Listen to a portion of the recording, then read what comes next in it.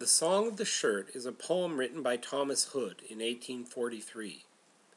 It was written in honor of Mrs. Biddle, a Lambeth widow and seamstress living in wretched conditions.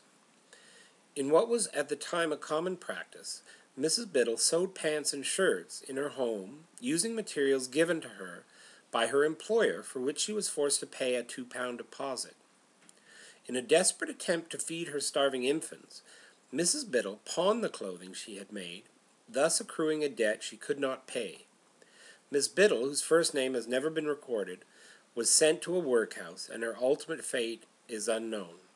However, her story became a catalyst for those who actively opposed the wretched conditions of England's working poor, who often spent 7 days a week laboring in inhuman conditions, barely managing to survive, with no prospect for relief.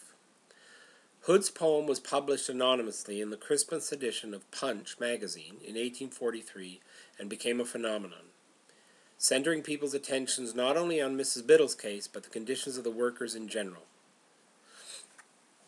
I give you the Song of the Shirt. With fingers weary and worn, with eyelids heavy and red, a woman sat in unwomanly rags, plying her needle and thread. Stitch, stitch, stitch, in poverty, hunger, and dirt. And still with a voice of dolorous pitch, she sang the Song of the Shirt. Work, work, work, while the cock is crowing aloof, and work, work, work, till the stars shine through the roof. It's oh to be a slave, along with the barbarous Turk, where woman has never a soul to save, if this is Christian work. Work, work, work, till the brain begins to swim. Work, work, work, till the eyes are heavy and dim. Seam and gusset and band and gusset and seam, till over the buttons I fall asleep, and sew them on in a dream. O men with sisters dear, O men with mothers and wives, it is not linen that you're wearing out, but human creatures' lives. Stitch, stitch, stitch, in poverty, hunger, and dirt, sewing at once, with a double thread, a shroud as well as a shirt. But why do I talk of death, that phantom of grisly bone? I hardly fear his terrible shape, it seems so like my own.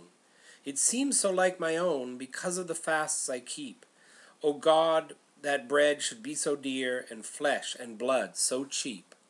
Work, work, work, my labor never flags, and what are its wages? A bed of straw, a crust of bread and rags, that shattered roof, and this naked floor, a table, a broken chair, and a wall so blank my shadows I thank for sometimes falling there. Work, work, work, from weary chime to chime. Work, work, work, as prisoners work for crime. Band and gusset and seam and gusset and band, till the heart is sick and the brain benumbed, as well as the weary hand.